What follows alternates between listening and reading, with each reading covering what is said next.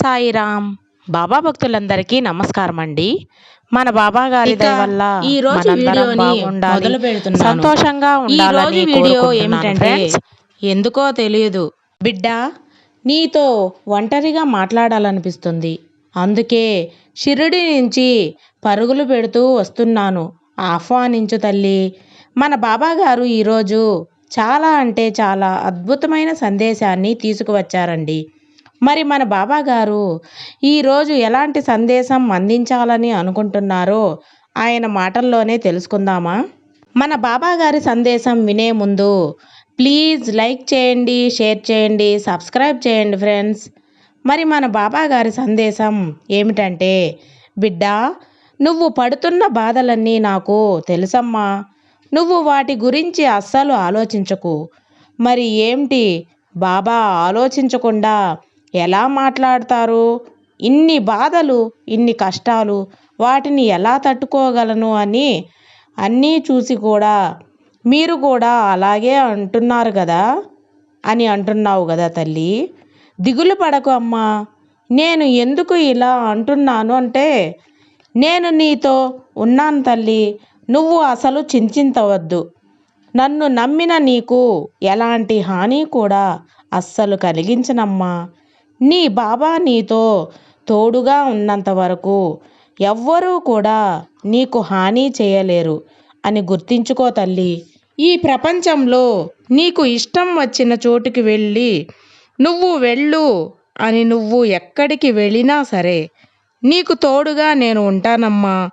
నీ శరీరంలోనే నేను ఉన్నాను. నా నివాస స్థలం నీకు తెలుసు కదా తల్లి. నీ హృదయంలోనే. ఈ ఒక్క విషయం గుర్తించుకో. ధైర్యంగా ఉండు తల్లి. ఎవరైతే నీకు మంచి చేస్తున్నారో, నీకు చెడు చేస్తున్నారో భయపడాల్సిన అవసరం లేదు. ఎందుకంటే ఇతరులను నాశనం చేయాలని అనుకుంటున్నారంటే నీలో ఉన్నది నేనే కదా. అంటే నన్ను నాశనం చేయాలని అనుకుంటున్నారని ఒక్కసారి ఆలోచించు తల్లి. నీ బాబాని ఎవరైనా నాశనం చేయగలరా? నీ బాబాకి ఎవరైనా చెడు తలపెట్టగలరా చెప్పు? దేనికి కూడా దిగులు పడకమ్మా. ఏం జరుగుతున్నదో జరగని, అన్నింటికీ కూడా నేను చూసుకుంటున్నాను. నువ్వు ఎలాంటి భయము, దిగులు పెట్టుకోవద్దు తల్లి. నువ్వు సంతోషంగా ఉండు. నీకైన రోజు తప్పకుండా నీకు అంతా మంచే జరుగుతుంది. అస్సలు దిగులు పడకు. ఎవరో నీకు విలువ ఇవ్వలేదని నీ విలువ తగ్గిపోతుందా చెప్పు తల్లి? లేదు కదా. నీ జీవితం నీకు బంగారం కన్నా విలువైనది తల్లి. నువ్వు లేని వారి కోసం, విలువ ఇవ్వని వారి కోసం, విలువ ఇవ్వని మనుషుల కోసం నువ్వు ఎప్పుడూ కూడా దూరంగానే ఉండు. అలక్షణం వాళ్ళకే తెలుస్తుంది నువ్వేంటో అని. నీ విలువ ఆ క్షణం వాళ్ళకే తెలుస్తుంది నువ్వేంటో అని. నిన్ను దూరం చేసుకున్న వాళ్ళు ఎంత తప్పు చేశారో ఆ క్షణమే వాళ్ళకి అర్థమవుతుంది. గుర్తించుకో. నీకు ఒక్క ముఖ్యమైన రహస్యం చెబుతాను విను తల్లి. అమ్మా, మనిషి నాశనం అవ్వటానికి బలమైన కారణాలు రెండే రెండు. అందులో మొదటిది ఎవరో చెప్పింది వినడం, రెండవది విన్నదాన్ని ఇంకొకరికి చెప్పడం. ఈ రెండు కారణాలు ఎవరైతే ఉంటారో వారికి జీవితాన్ని వెళ్ళి నాశనం చేసుకున్నట్టు. ఎందుకంటే అస్సలు ఇప్పుడున్న లోకంలో మన కళ్ళతో చూసేది అర్థం కావటం లేదు. అలాంటిది దానికోసం తీసుకెళ్ళి ఇంకొకరికి చెప్పడం ఎంత మాత్రం చెప్పు? కరెక్ట్గా చెప్పు బిడ్డ. ఎప్పుడూ కూడా ఇలా ఉండకు తల్లి. ఎవరు ఏం చెప్పినా సరే మౌనంగా ఉండు. నువ్వు ఎప్పుడూ కూడా ఇలానే ఉండకు. సరేలే అని చెప్పి అక్కడ ఆ మాటను వదిలేసి అలా కాకుండా వెళ్ళు.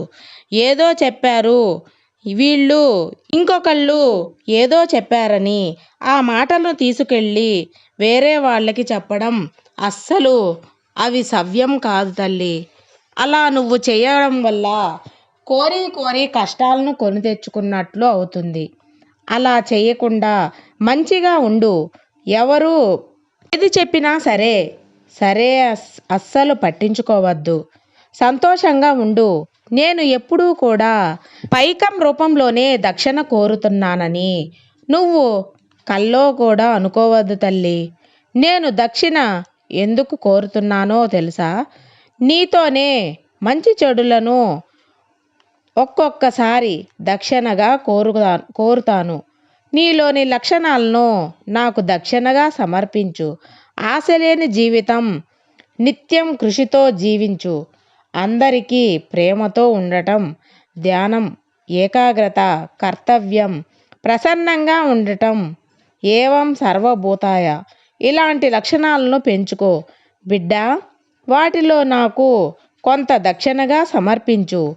నీ జీవితాన్ని నీకు బ్రహ్మాండంగా మారుస్తాను తల్లి. ఏం జరిగినా సరే నువ్వు ధైర్యాన్ని అస్సలు వదులుకోవద్దు. ఏమాత్రం కూడా చింతించవద్దు తల్లి. నువ్వు ఖచ్చితంగా బాగుపడుతున్నావు. నీ ఆరోగ్యం కూడా కుదుట పడుతుంది. ఏదైనా సరే ఈ ఫకీరు నిన్ను తప్పకుండా రక్షిస్తూనే ఉంటాను తల్లి. ఎలాంటి దెయ్యాల బారి నుంచి అయినా సరే నేను రక్షించి తీరుతాను. నువ్వు నా ఒడిలో భద్రంగా ఉన్నావు. నువ్వు ఎలాంటి దిగులు పడనవసరం లేదు తల్లి. నువ్వు ఇంటిలో కూర్చొని నిర్భయంగా నిశ్చయంగా ఉండు. నాపై పూర్తి నమ్మకంతో ఉండు తల్లి. మిగతాదంతా కూడా నేనే చూసుకుంటున్నాను. అనుకున్న వాళ్ళందరూ అస్సలు అర్థం చేసుకోలేరు. నీ సాయి నీపై ఎన్ని లీలలు జరిపిస్తున్నారో, నీ బాబా నీ కోసం ఏం చేస్తున్నారో తప్పకుండా అర్థమవుతుంది. ఆ రోజు కూడా అతి త్వరలోనే ఉంది తల్లి. కాస్త ఓపికతో ఉండు. ఈ ప్రపంచంలో నీకు ఎవ్వరూ కూడా సహాయపడటం లేదనుకుంటున్న భావన ముందు నీలో నుంచి తొలగించు తల్లి. ఎందుకంటే నేను నీతో ఉండగా ఒకరితో నీకు పని ఎందుకు చెప్పు? ఎవ్వరూ నీకు సహాయం చేయటం లేదని బాబా అని నువ్వు ఎందుకు బాధపడుతున్నావు? నీ బాబా నీకు ఉన్నాడు కదా. నీ స్నేహితులని స్థానంలో, బంధువుల స్థానంలో నేను ఉన్నాను. అందుకే ఏం కావాలన్నా నన్ను అడుగమ్మా. ఇతరులని అడిగి వాళ్ళు సహాయం చేయలేదని నిరాశ చెందడం ఎందుకు చెప్పు? నువ్వు నన్ను సహాయం అడిగితే ఏదో ఒక రూపంలో ఖచ్చితంగా సహాయం చేస్తాను. సర్వేజన సుఖినో భవంతు. జై సాయిరామ్.